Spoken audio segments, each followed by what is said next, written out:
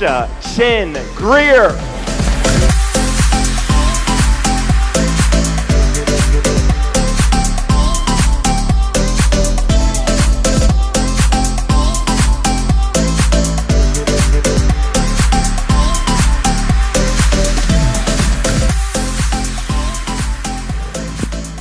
What does it mean to be rich? Close your eyes, take a minute to think about it. Picture yourself rich, what do you see? Do you see dollar bills flying all around you? Or maybe you see yourself swimming through mountains of gold coins, kind of like in DuckTales, right? Or maybe you see yourself in a huge house with a bunch of fancy cars, a yacht, and a private jet plane to get you wherever you want to go. That's how most people picture rich. When I was younger, I told myself that I would never depend on anybody else for money, that I would find a job and make enough money so that I could be financially independent. And when I was about 30 years young, I landed a really well-paying job, and I was making a lot of money. And I loved it. But I also loved a man in the military. Yeah. And several years after I was working, he came down on military orders to move to another country. And I had to make a decision. I could either leave my job and follow him, keep my family together, and give up on all of my dreams and everything that I had rooted myself in since I was a young girl. Or I could hire a nanny, and I could stay right where I was in New York City and continue to work and pursue my dreams. And ultimately, I decided to leave my job. And suddenly, I was unemployed. I woke up the next morning and I had no job. I was not making a dime. And I thought I was worthless. A few years ago, I was speaking to a colleague of mine from that same job, and she was doing really well. She had climbed the corporate ladder on the fast track. She had a high-rise apartment in New York City. She was doing really well within that same company. And after congratulating her on her success, I said to her, you know, honestly, I'm a little jealous of you. I wish I was in your shoes. You've got everything. And conversation went silent. And after a little while, she said back to me, Alicia, I'm jealous of you, and I wish I was in your shoes. She said, you have somebody to come home to at night. You have had time to cultivate your relationships. You have a family. You can call on any number of friends from the friendships that you have had time to build. And I was just floored. I was flabbergasted, right? I couldn't believe that somebody who I thought had everything in life was jealous of me who had nothing. And I took some time to reflect on what she said to me. And I reflected deeply. And I couldn't believe what she was telling me. See, the very thing, leaving my job, the very thing that I thought was keeping me from becoming rich was actually making me more rich than I could have ever imagined. And it's a richness that you can't buy, that you can't put a price tag on. And it's a richness that lasts. I had become rich in relationships. And I thought about all of my friends that I had made in the past, that I had time to cultivate relationships with throughout high school and playing on sports teams together. And it made me feel very warm and full inside. See, you can be financially rich and still lead an empty life. But when you're rich in relationships, your cup is always full, and nobody can steal that from you. If you have money in your pocket, You can walk away, and that money, that wealth is going to stay with you, and you alone. But when you're rich in relationships, you can walk away, and everybody that you interact with and all of the relationships that you build, that wealth is shared among you, and it doesn't go away. And thinking about all my friends and thinking about doing stuff with them that didn't cost any money, shooting the breeze, hanging out at the house, doing other stuff that we don't need to talk about, right? Things that make you smile when you think about your friends, when you're just hanging out with them. That gives me this warm, fulfilled feeling inside, and it makes me smile. And I thought, my gosh, how can I hold on to this richness? How can I make sure that my kids and my friends understand this and don't fall into that same trap that I did in this pursuit of being financially rich, but learn to value their relationships instead? What does it mean to be rich in relationships? And this is what I came up with. A rich relationship is a relationship that has value. It has meaning. A rich relationship makes you a better person, and it makes the other person a better person. And when you increase your value in the world, and you increase the other person's value in the world, and you put that together, you increase the overall value in the world, and guess what? You make the world a better place through your rich relationships. See, sometimes it's easy, and sometimes it's hard, but it is always, always worth it. That conversation that I had with my friend, that was easy. We were just talking. And I pointed out the things to her, and she pointed out the things to me that we were undervaluing, that we were missing.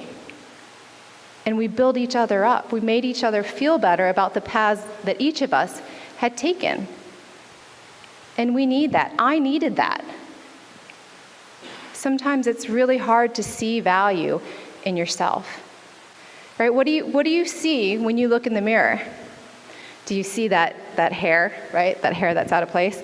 Or maybe you see that mole on your face that you think everybody else sees, or maybe you think your smile is a little bit crooked, or maybe you have a zit that you just can't get rid of.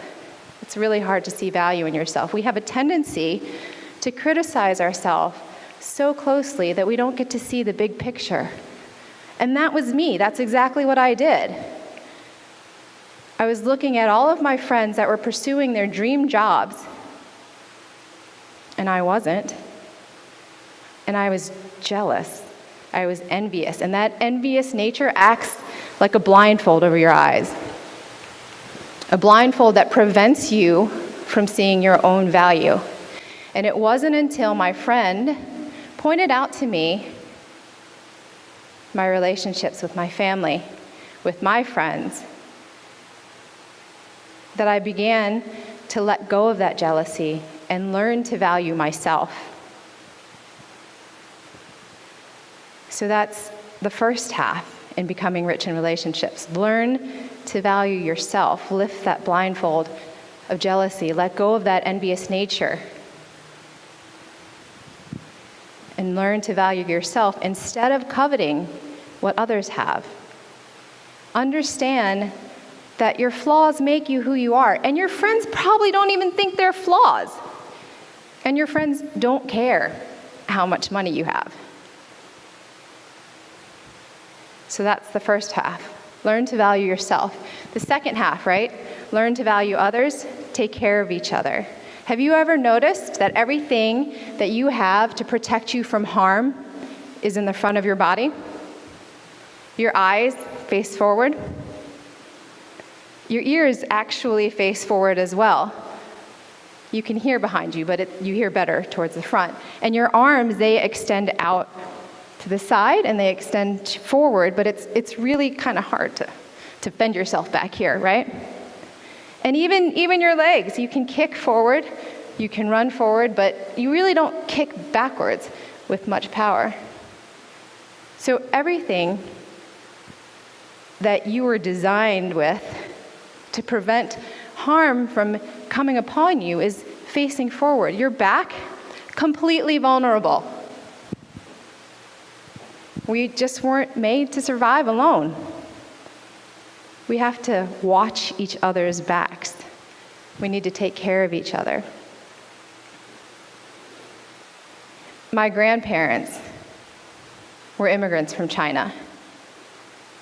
My dad worked 2 jobs, and my mom inherited the Chinese restaurant from my grandparents. I grew up in a middle-class family, in a middle-class neighborhood. We always had enough money, but we didn't have very much.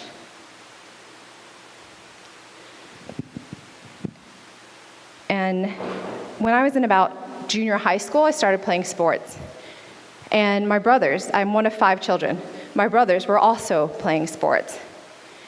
And I would bring 2 or 3 friends home, and my brother would bring 2 or 3 friends home, and my other brother might bring a couple of friends home as well. And before we knew it, we'd have a house full of people. That's a lot of people. 5 kids to start with, and then everybody has 2 or 3 friends over.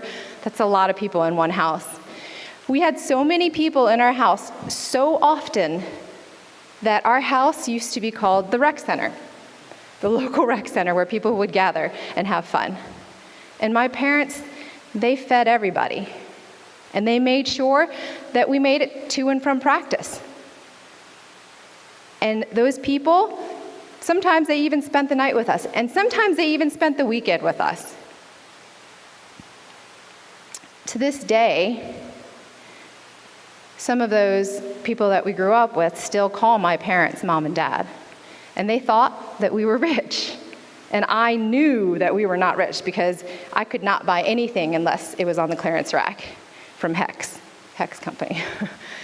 Or we would go to Chinatown, and my mom would bargain and haggle so that we could buy the knockoff polo shirts or the knockoff Guess jeans, because those were the big brands in style when I was a kid. I knew we weren't rich. But the irony of it is that my friends were right. We just weren't rich in the way that they thought that we were. We were rich in relationships. See, my parents, they were taking care of other people. They were enriching the lives of others in the neighborhood, and the other parents in the neighborhood, they were doing the same. There was never a hungry mouth in my house. My parents always made sure that it was fed. They always made sure that those kids had rides to and from practice. And they always made sure that if anybody needed a place to stay, there was a pillow and a blanket waiting, and maybe a floor or a couch, but there was always a roof over their heads. My parents were taking care of others. And some of those kids earned scholarships to college. And some of them even ended up playing in the NBA, and some of them in the NFL. And many of them are now leaders in our community.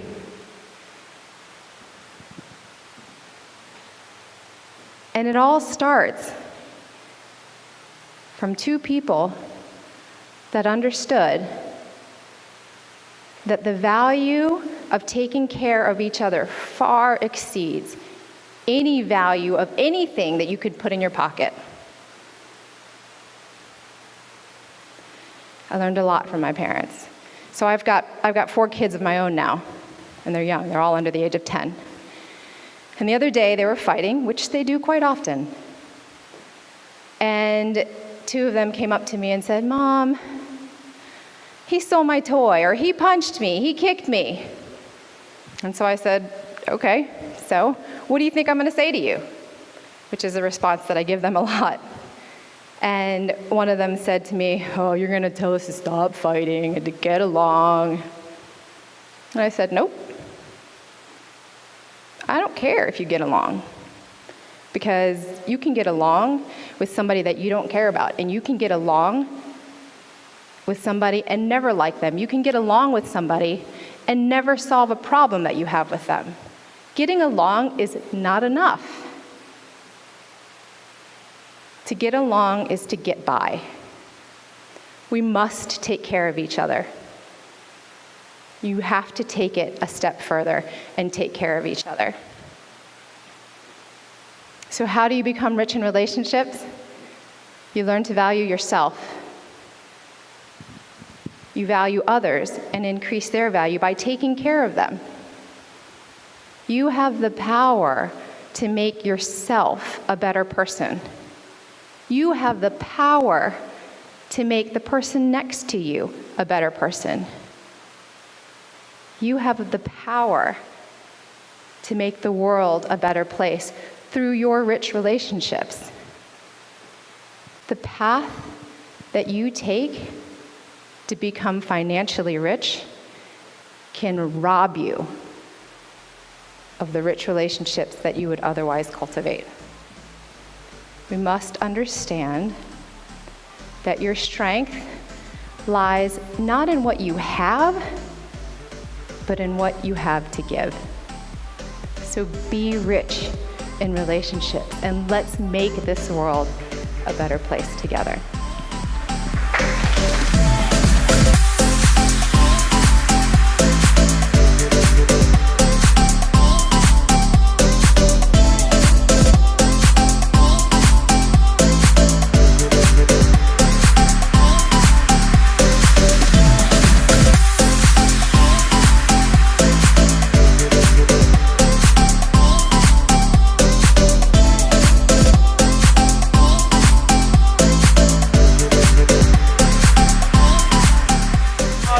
That was excellent, excellent. Wow, that really touched me because I really could relate to that. Because actually, I grew up with Alicia and her family, and everything she said was 100% true about her family. Such a loving family that really embraced the whole neighborhood and beyond. That was awesome, awesome. Wow, you guys having a good time? Yeah, this is amazing, amazing, amazing. So we're going to keep things rolling. And you know, I want to share with you this story, because I love stories that have deep messages, you know? And there's a story about a water carrier who had two large pots, each hung on the ends of a pole which he carried across his neck.